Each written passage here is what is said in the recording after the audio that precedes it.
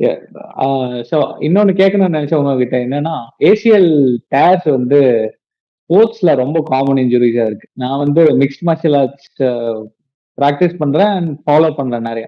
நெறைய sports person வந்து ACL டயர்ல தான் நெறைய ஒரு பெரிய பிரேக், செட்பேக்ஸ் நெறைய வருது. ஸ்போர்ட்ஸ் இன்ஜுரிஸ் பத்தி ஜெனரலா ஒரு ஐடியா குடுங்க. 2வது ஏசிஎல் டயர பத்தி அது என்ன? அதுலருந்து நம்ம ரெக்கவர் ஆகி திருப்பியும் ஒரு பிரைம் ஃபார்ம் ஒரு ஃபுட்பாலர் ஆகட்டும், இன்ஜுரிஸ் ஆச்சுன்னா திருப்பி பிரைம் ஃபார்முக்கு நம்மளால வர முடியுமா? ஸ்போர்ட்ஸ் இன்ஜுரிஸ் வந்து பேசிக்கா இன்வால்வ்ஸ் மோஸ்டா ஷோல்டர் ஜாயிண்ட் அண்ட் நீ ஜாயிண்ட். இதுதான் மோஸ்ட் காமனா. அது இல்லாம ஹிப் ஜாயிண்ட், ஆங்கிள் அதெல்லாம் இருக்கு. பட் அதெல்லாம் லெஸ் காமன். அண்ட் ஷோல்டர் ஜாயிண்ட்ல பார்த்தீங்கன்னா, மோஸ்டா throwers, fast bowlers, tennis servers இவங்களுக்கு மோஸ்டா வரும். அண்ட் நீ சொல்லும்போது any sport that involves a pivoting mechanism and excessive inwards or outwards force to the knee. உள்ளிருந்து வெளியே தள்ளுறதும், வெளியிருந்து உள்ள தள்ளுறதும் நீக்கு. அதே நேரம் இப்போ கால ஊனிட்டு ட்விஸ்ட் பண்றது. இந்த 2 மெக்கானிசம் இருக்கிற ஸ்போர்ட்ஸ்ல தான் மேக்ஸிமம் நீ இன்ஜுரீஸ் வரும். அம் இன்னொரு கேட்டகரி ஆஃப் பீப்பிள் யாருக்கு வரும்னா, சில பேர் பார்த்தீங்கன்னா, இந்த கை வந்து இந்த கட்டவிரல் ஆல்மோஸ்ட் இங்க வரைக்கும் கொண்டு போவாங்க ஈஸியா. ஸோ அவங்கள என்னன்னு சொல்லுவோம், பெண்டி அப்படிம்போம். ஹைப்பர் மொபிலிட்டி அவங்களுக்கு இருக்குதும்போம். ஸோ அவங்களுக்கு என்ன ஆகும்னா, இந்த நீ கேப் போன் வந்து லூஸா இருக்கும். அவங்க நீஸ்ல பார்த்தீங்கன்னா, நீ கேப் போன் ஆல்மோஸ்ட் தொல தொலன்னு ஆடும் 2 சைடும். ஸோ அவங்களுக்கு வந்து நீ கேப் போன் வெளிய போறதுக்கு வாய்ப்பு அதிகம். டிஸ்லோகேட் ஆகறதுக்கு வாய்ப்பு அதிகம். அது கன்டினியூஸா நெறைய தாட்டி ஆகும். அப்படி ஆகும்போது அதுக்கு அடியில இன்ஜுரி ஆகும். அப்புறம் அது லேட்டரா பெயின் வரும். பேசிக்கா இது 3 மெக்கானிசம் தான் ஸ்போர்ட்ஸ் இன்ஜுரீஸ்ல அதிகமா வர்றது. அண்ட் இந்த இந்த ஹைப்பர் மொபிலிட்டி இருக்கிறவங்க வந்து அவங்களுக்கு ஒரு ஜெனரல் ஸ்போர்ட்டி நேச்சர் இருக்கும். ஸ்போர்ட்ஸ்ல ஈஸியா எக்ஸெல் பண்ணுவாங்க. ஏன்னா பெண்டியா இருக்கிறாங்க அப்படிங்கும்போது அவங்களுக்கு அந்த ஃப்ளெக்சிபிலிட்டினால பண்ணுவாங்க. ஆ இதுல மோஸ்ட் ஆஃப் த இன்ஜுரீஸ் வந்து டு எப்போ நம்ம டயக்னோஸ் பண்றோம், எப்போ ட்ரீட் பண்றோம் அப்படிங்கிறது ரொம்ப முக்கியம். ஆ இப்போ ஷோல்டர் இன்ஜுரீஸ் பார்த்தீங்கன்னா, யங் பீப்பிள் ஸ்போர்ட்ஸ் இருக்கிறவங்க, ஷோல்டர் டிஸ்லோகேஷன் அவங்களுக்கெல்லாம் பார்க்கும்போது, நம்ம டயக்னோஸ் பண்ணதுலேருந்து ட்ரீட் பண்றதுக்கு அந்த டைம் வந்து ஷுட் பி ரொம்ப டைம் விடக்கூடாது. நீ இன்ஜுரீஸ்ல பார்த்தீங்கன்னா, பிசியோவுக்கு நெறைய ஒரு பெரிய ரோல் இருக்குது. ஃபார் எக்ஸாம்பிள் இப்ப இந்த நீ கேப் வெளிய வருது பார்த்தீங்கன்னா, ஃபர்ஸ்ட் டைம்லாம் வெளிய வந்தா மேக்ஸிமம் பிசியோல வந்து அந்த மசில் ஸ்ட்ரெங்தனிங்லயே ஓரளவுக்கு ரெடி பண்ணலாம். அதான் ஃபர்ஸ்ட் போர்ட் ஆஃப் கால். ம ஃபர்ஸ்ட் ட்ரீட்மெண்ட்னு வச்சுக்கலாம். இப்ப நான் அந்த ஏசிஎல்க்கு ஏசிஎல் இல்லாம வேற என்னென்ன இன்ஜூர் ஆகும்னா, பிசிஎல் இன்ஜூர் ஆகும். Posterior cruciate ligament. பட் அது ரொம்ப ரேர். அப்புறம் நான் சொன்ன மாரி நீய வந்து உள்ள தள்ளுறது, வெளிய தள்ளுறது. அதாவது சைட்லருந்து வச்சு ஒரு கை வச்சு உள்ள தள்ளுறது, ஒரு கை வச்சு வெளிய தள்ளுறது அப்படி வச்சுட்டீங்கன்னா, இந்த சைட்ல கொலாட்ரல் லிகமெண்ட்ஸ்ன்னு இருக்கும். அது இன்ஜூர் ஆகும். அ அதுவும் ரொம்ப ரேர். அ அப்புறம் இன்னொன்னு வந்து மெனிஸ்கஸ்ன்னு இருக்கும். அது 2மே 2 கிரசன்ட் மாரி இருக்கும். உன்னோட லெக் போன் மேல. இது வந்து ஷாக் அப்சர்வர்ஸ் பேசிக்கா. நம்ம வெயிட் கேரிங்க்கு ஷாக் அப்சர்வர்ஸ். ஸோ அது வந்து சம்டைம்ஸ் டேர் ஆகும். ஸோ அந்த டேர் வந்து வயசானவங்களுக்கும் ஆகலாம், டீஜெனரேட்டிவா ஆகலாம். ஸ்போர்ட்ஸ் பீப்பிள்க்கும் ஆகலாம். ஸோ அது சம்டைம்ஸ் அது என்ன ஆகும்னா, டேர் ஆயி உள்ள போய் மாட்டிக்கும். ஃபிளிப் ஆயி மாட்டிக்கும். ஃபிளிப் ஆயி மாட்டுனா அந்த கால வந்து சில பேர் லாக் ஆயிருவாங்க. ஸ்ட்ரெய்டன் பண்ண முடியாது. ஒரு பெண்ட்லயே இருக்கும். ஸோ அவங்களுக்கெல்லாம் உடனே போய் சர்ஜரி பண்ணி அந்த அந்த ஸ்டக் ஆன பிட்ட எடுத்து விட்டுரும். இப்ப ஏசிஎல்க்கு வரலாம். ஏசிஎல் வந்து கிளாசிக்கா எப்படின்னா, ஒண்ணா டான்சர்ஸ் இல்லன்னா எம்எம்ஏ நீ சொன்ன மாரி, இல்லன்னா ஃபுட்பாலர்ஸ். அ அதான் அந்த ஊனிட்டு திரும்புற மோஷன். அது இருக்கிறவங்களுக்கு மேக்ஸிமம் இன்ஜூர் ஆகும். அதுல அது எம்ஆர்ஐ பார்த்தீங்கன்னா, அதுல நெறையா சொல்லியிருப்பாங்க.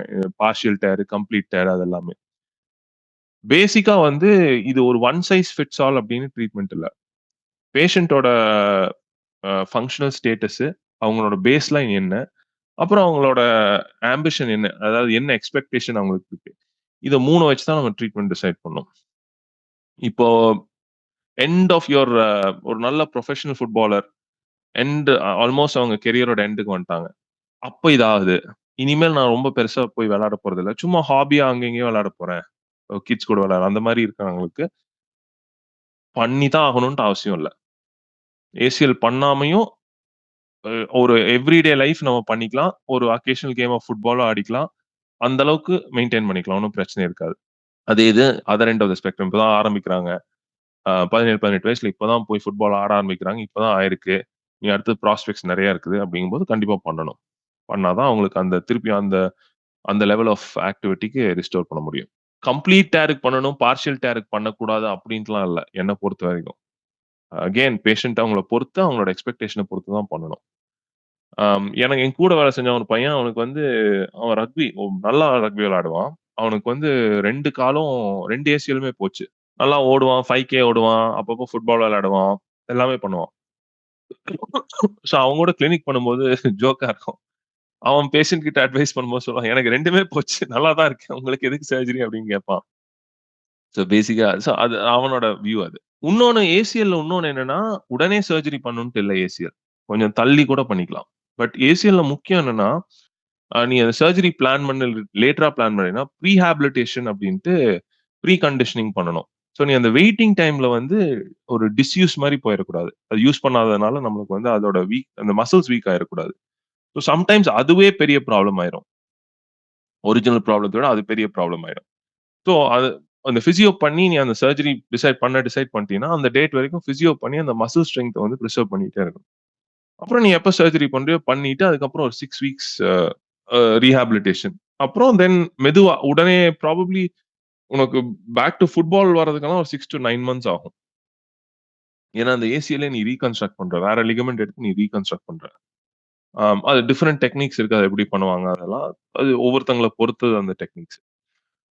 பட் பிராட் அப் பண்ணணும்னா, நம்ம கிட்ட இருக்கிற மத்த லிகமெண்ட்ஸ் எடுத்தும் பண்ணலாம். இல்ல ஆப்போசிட் லெக்ல இருக்கிற மத்த லிகமெண்ட்ஸ் எடுத்தும் பண்ணலாம். இல்லன்னா, ஒரு டெட் டோனர் கிட்ட இருந்து எடுத்து அதையும் வச்சு கூட பண்ணலாம். ஸோ அதான் ஃபர்ஸ்ட் நம்ம ஒரு சைட் கால்ல இருந்து எடுத்து வச்சு பண்ணுவாங்க. ஒரு லிகமெண்ட் எடுத்து வச்சு பண்ணுவாங்க. அது ஃபெயிலியர் ஆயி திருப்பி ரப்சர் ஆயிடுச்சுன்னா, ஆப்போசிட் கால்ல இருக்கிறத எடுத்து வச்சு பண்ணுவாங்க. ஸோ அதுவும் போயிருச்சுன்னா, அப்புறம் நம்ம வந்து டெட் டோனர்ல இருந்து அந்த அந்த லிகமெண்ட் எடுத்து வச்சு பண்ணுவாங்க. ஸோ இதுதான் பேசிக்ஸ். ஓகே. நான் என்னன்னு நினைச்சேன்னா, இப்போ ஏசிஎல் ம். டயர் ஆயிடுச்சுன்னா, நமக்கு அந்த நடக்கும்போது இந்த நடக்க ஒரு ஸ்லிப் ஆகும் தெரியுமா சம்டைம்ஸ். ம். ம்ஹ்ம். அந்த அ அந்த அன்ஸ்டெடினஸ்.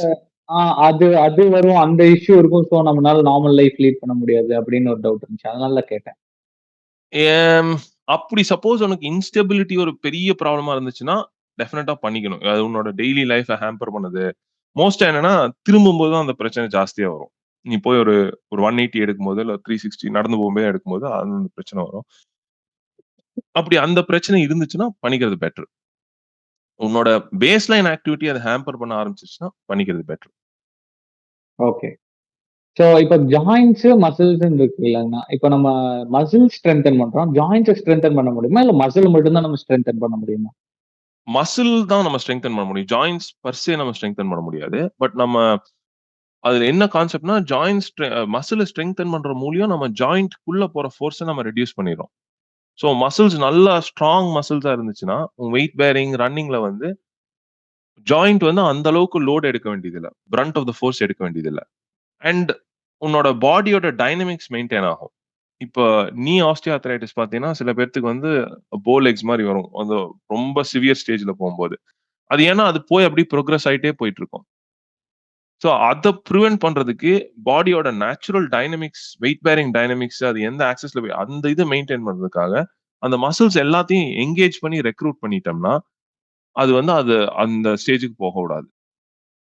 பட் நம்ம ஜாயிண்ட்ட ஒண்ணும் பண்றது இல்ல. ஜாயிண்ட்ல ஆகக்கூடிய டேமேஜ் ஆயித்தான் ஆகும். அது அப்படிதான் ஆகும். அது wear and tear mechanical part wear and tear மாரி தான் ஆகும்.